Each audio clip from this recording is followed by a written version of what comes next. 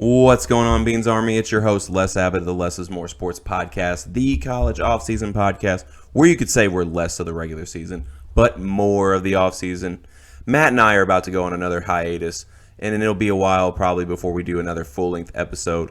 So, for the time being, I'm going to give a couple snippets of some topics that is, going on in the oh-so-entertaining world of the college offseason. And today, I wanted to talk about the Elite 11 camp, an annual camp that is held by Trent Dilfer, where he invites all the top quarterbacks in the nation for a chance to kind of show what they got and gain some very valuable input going forward. Some early storylines heading into the camp is, of course, we get a look at Dylan Raiola, one of the more talented quarterback prospects in recent memory, and he's currently the number one ranked quarterback in the class of 2024. You also have other quarterback prospects like Julian Sayin, Jaden Davis, and Aaron Nolan, who are also among the tops in their class. You get to see two quarterbacks that are currently rising across the progression board with Colin Hurley and Luke Cromino.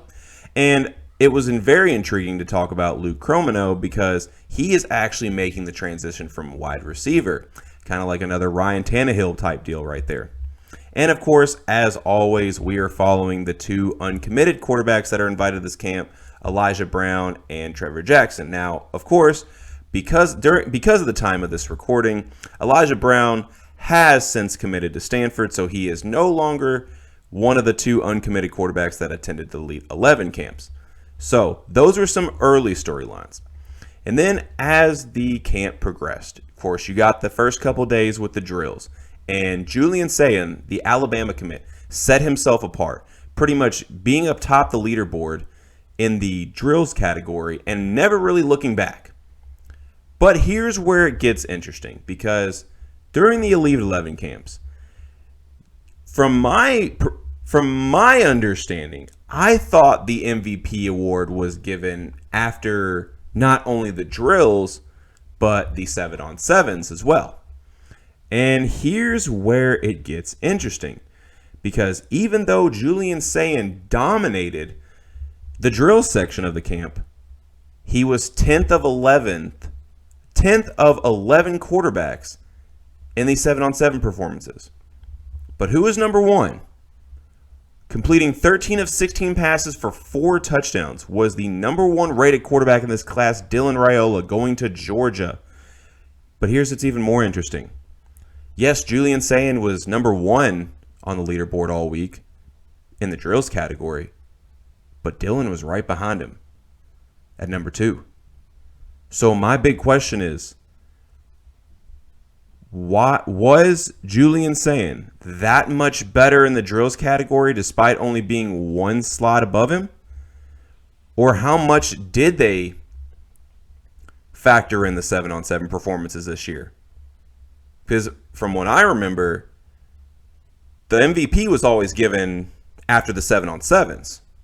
So it feels like they did it a little differently this year. It's not really any of my business. Good showing from all the quarterbacks, and it's a good experience regardless. And it really, at the end of the day, doesn't mean a hill of beans or anything. I know that's a little Kentucky saying going on. But I just found that interesting. Overall, we close another chapter in the Elite 11 camp because this camp has hosted some of the best quarterbacks that have come out of high school football over the last 10, 15 years. You've had the likes of Andrew Luck and Jameis Winston go through the camp, Trevor Lawrence, Tua Tagovailoa made a big name for this in the camp, and who knows, maybe Julian Sayin and Dylan Raiola increase their status even more through this camp. Who knows? Or maybe a Luke Cromino really puts his name on the map with a camp performance like this. Who knows? But that's all I wanted to say for today. I hope you all enjoyed the episode, and we will be getting back to you with more content coming soon. So as always, like and subscribe to Less is More Sports YouTube and Spotify channel. Follow us on our social media pages on Facebook and Twitter. And without further ado, we out.